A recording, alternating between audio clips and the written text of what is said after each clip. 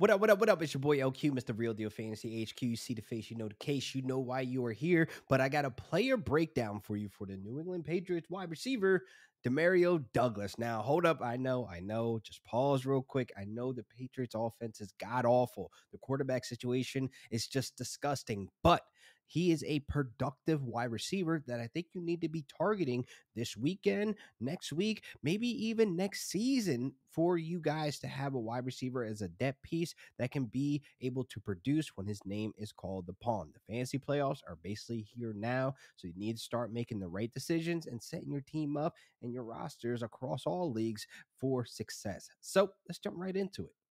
Now, I love me a slot wide receiver that can be productive, can be reliable, and especially for New England Patriots offense that we saw Jacoby Myers blossom into such a productive wide receiver. I'm glad he's over in Vegas catching touchdowns, getting more touchdowns he's ever had in New England, by the way.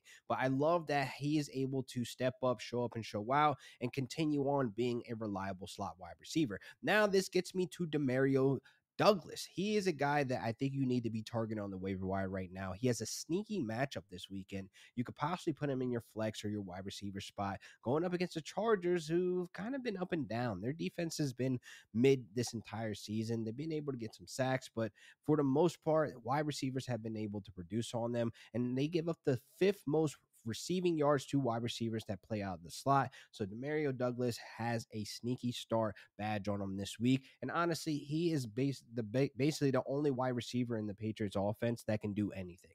He is the only productive wide receiver in recent weeks that has anything notable to put on paper. I mean, the last 4 of his last 5 games, he's had 10 plus fantasy points. Now, that might not sound a lot to you, like he's blowing up off the paper, but this is consistent work. A guy that can show up and show out when his name is called upon off the bench into your starting lineup, especially with these biases where you got 6 teams on bye. So you cannot, waste the time trying to get guys that you've been holding on to for all season, like a Sky Moore or maybe a KJ Osborne or a Kenneth Gainwell. Like these guys you can let go and pick up a Demario Douglas. I don't quite understand why he's still available on the waiver wire. He's less than 50% rostership.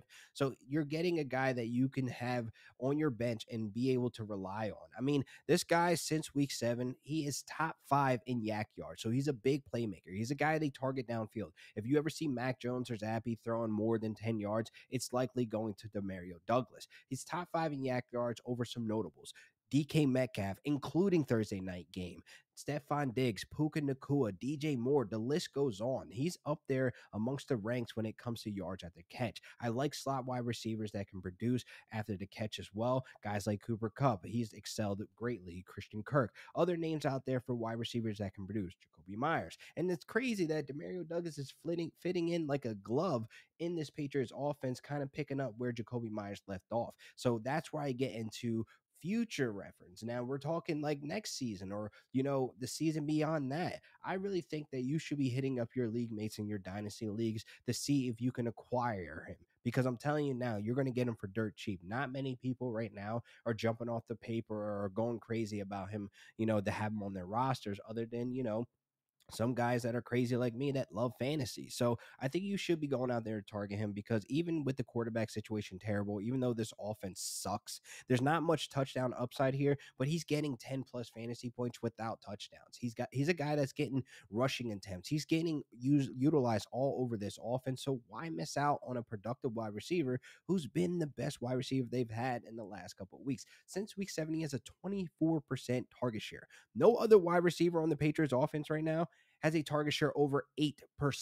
Yeah, it's pretty nasty work. So you're getting a guy who's the alpha wide receiver over there, making the plays when he can. He makes the best ability when he's on the field. And I really like that, you're getting a guy this cheap and you're jumping on the opportunity now.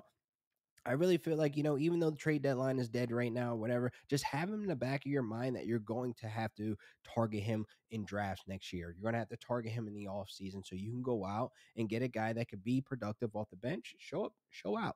So hopefully this helped you guys, to get your mindset in the right direction to get some productive guys. Like I said, you shouldn't be holding on to any of those guys that I named. Like the Kenneth Gainwells doesn't make sense to me. The Sky Moores, that project is dead. That hype was fake money. So I really feel like, guys that are just zombies on your bench, and get them out of the way. Just go. Just get them off now and get Demario Douglas on your roster now. He's definitely available to you right now. So, like I said, a sneaky start against the Chargers this week. I know he's still dealing with concussion, but I think he's good to go. And if he is, he's definitely going to be in my wide receiver 3 flex option this weekend. So, this wraps up another great episode of RotoBaller Fantasy Sports YouTube channel. Please make sure you guys like and subscribe. And you guys can follow me on all social media platforms at Real Deal Fantasy.